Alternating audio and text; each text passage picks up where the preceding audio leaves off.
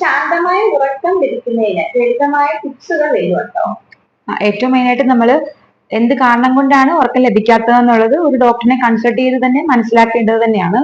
പിന്നെ ടിപ്സ് എന്ന് പറയുമ്പോഴത്തേക്കും നമ്മൾ സ്ലീപ്പ് ഹൈജീൻ എന്നുള്ളൊരു ഇത് പാലിക്കണം. അപ്പൊ നമ്മൾ പേഴ്സണൽ ഹൈജീൻ എന്താണെന്ന് അറിയാം, അല്ലെങ്കിൽ വീട് പരിസരമൊക്കെ ശുചിയാക്കി വൃത്തിയാക്കി വെക്കേണ്ടത് എന്തിനാണെന്നൊക്കെ നമുക്കറിയാം.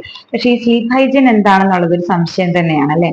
അപ്പൊ ഇത് വേറൊന്നുമല്ല, ഉറക്കം ശരിയായുള്ള അല്ലെങ്കിൽ ക്രമമായുള്ള ഒരു ഉറക്കം കിട്ടുന്നതിന് നമ്മൾ പാലിക്കേണ്ട ചില കാര്യങ്ങളാണ്. അപ്പൊ ഒന്നാമതായിട്ട് നമ്മൾ ഉറക്കത്തിനൊരു ചിട്ട കൊണ്ടുവരിക. അപ്പൊ എല്ലാ ദിവസവും കൃത്യസമയത്ത് ഉറങ്ങാനും കൃത്യസമയത്ത് ഉണരാനും ശ്രദ്ധിക്കുക. രണ്ടാമതായിട്ട് നമ്മൾ ഒരു റൂം സെറ്റ് ചെയ്യുക, നമുക്ക് കിടക്കാൻ വേണ്ടിയിട്ട് ബെഡ്റൂം സെറ്റ് ചെയ്യുമ്പോൾ എല്ലാ ദിവസവും അത് അവിടെ തന്നെ കിടന്നുറങ്ങാനും ശ്രദ്ധിക്കുക.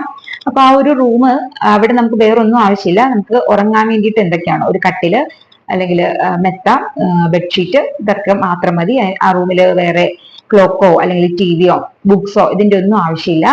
അതൊക്കെ നമ്മുടെ ഉറക്കത്തിന് അല്ലെങ്കിൽ ഉറങ്ങാനുള്ള ടെൻഡൻസിയെ കുറയ്ക്കും.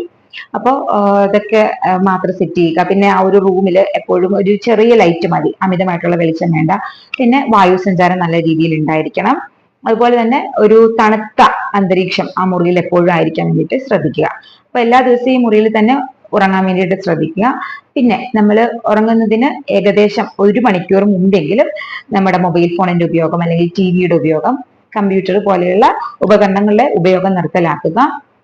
അതേപോലെ തന്നെ ഏകദേശം ഒരു 3-4 മണിക്കൂർ മുമ്പ്, 2-3 മണിക്കൂർ മുമ്പെങ്കിലും ഭക്ഷണം കഴിക്കുക. മിതമായ രീതിയിലായിരിക്കണം അത്താഴം. കൂടുതൽ എരിവുള്ളതോ അല്ലെങ്കിൽ കൂടുതൽ പുളിയുള്ളതോ കൂടുതൽ മധുരമുള്ളതോ ആയിട്ടുള്ള ഭക്ഷണങ്ങളൊന്നും ഉൾപ്പെടുത്താതെ ഇരിക്കുക.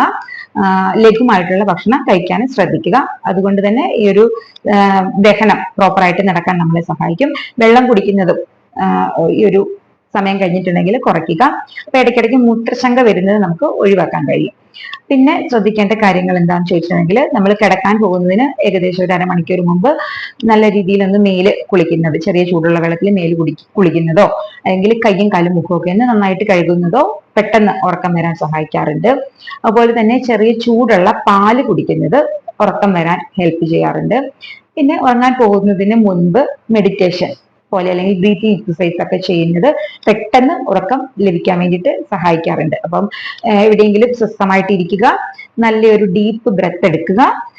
അതിനുശേഷം വളരെ സാവധാനം ഈ ഒരു ശ്വാസം പുറത്തേക്ക് വിടുക. ആ ഒരു സമയത്ത് നമ്മൾ ഉള്ളിലേക്ക് എടുക്കുകയും പുറത്തേക്ക് വിടുകയും ചെയ്യുന്ന ഈ ഒരു ശ്വാസത്തിൽ മാത്രം നമ്മുടെ ശ്രദ്ധയെ കൊണ്ടുവരാൻ ശ്രമിക്കുക. ഈ ഒരു കാര്യം ഒരു 10-15 പ്രാവശ്യം ചെയ്യുന്നത് വളരെ എഫക്റ്റീവ് ആയിരിക്കും. പിന്നെ രാത്രിയിൽ നമ്മൾ ഉറങ്ങാൻ പോകുന്നതിന് മുൻപ്